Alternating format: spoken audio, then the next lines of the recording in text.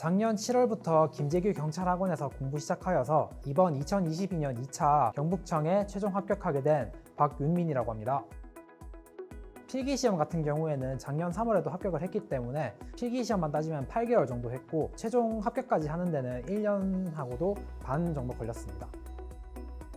순수하게 공부 시간만 한 10시간 정도 했던 것 같고 다만 중간에 낮잠 시간 같은 걸 넣어서 제 스스로에게 휴식을 주려고 했던 게 큰 도움이 됐던 것 같습니다.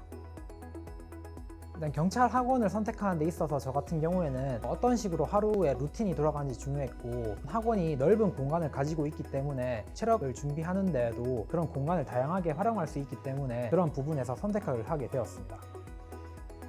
세 과목 선생님들 모두 훌륭하시지만은 저는 특히 형사법 수업하시는 김대진 선생님 추천드리고 싶습니다.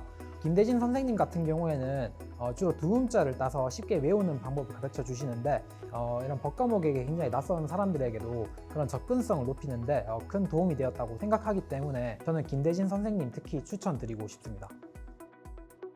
저는 형사법이 가장 어려웠습니다. 특히 형사법 같은 경우에는 수학과 비슷한 부분이 있었기 때문에 그런 원리 부분을 이해하는 데 있어서 반복이 좀 필요했고 제가 모르는 부분이 있으면 학원에서 바로 김대진 선생님을 찾아갈 수 있었기 때문에 바로 선생님에게 질문을 드리거나 저 혼자 반복하는 식으로 했더니 해결이 많이 됐습니다. 저는 주로 기출문제를 반복해서 풀었던 것 같습니다. 한 평균 60점 정도 이상이 되면은 기출문제 푸는 것을 주로 추천드리고 싶은데 주로 3번 정도 푸시면 그만두는 경우가 많습니다.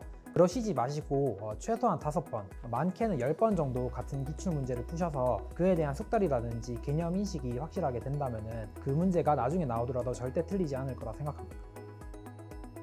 처음에 공부를 시작했을 때 이 정도면 되겠지라고 생각을 해서 공부를 좀 그만두었던 때가 있습니다. 그랬더니 제가 이번 2022년 1차 시험 때 생각했던 것만큼의 필기 점수가 나오지 못했고 합격은 했지만 최종 불합격을 하게 되었습니다. 저는 이번에 2차 시험을 준비할 때는 제 점수에 만족하지 않고 계속해서 끊임없이 공부를 했던 것이 유효하게 작용을 하여서 이번 2차 시험 때 굉장히 높은 점수를 받았다고 생각합니다. 저는 모의고사를 할 때 매번 다른 사람과 내기를 했습니다. 그래서 주변 인물들과 경쟁을 한다거나 아니면 제 스스로의 점수가 올라가는 부분도 있었기 때문에 그런 부분에서 공부를 하는데 원동력이 되었던 것 같습니다. 제가 수험 기간 동안은 주변 인물들에게 연락을 잘 못했기 때문에 친구들에게 연락을 가장 먼저 했습니다. 그래서 제가 좀 있으면 제주도에 같이 여행을 가게 될 것 같은데 그 부분이 가장 좋았던 것 같습니다. 주민들과 가장 먼저 소통하는 그런 경찰관이 되고 싶습니다. 주변 인물들과 이렇게 화합하면서 지내는 걸 좋아하는데 순찰할 때도 그분들에게 어떤 어려움이 있는지 없는지를 확인하면서 돈다면 굉장히 안전하게 경북 지역을 지킬 수 있다고 생각합니다.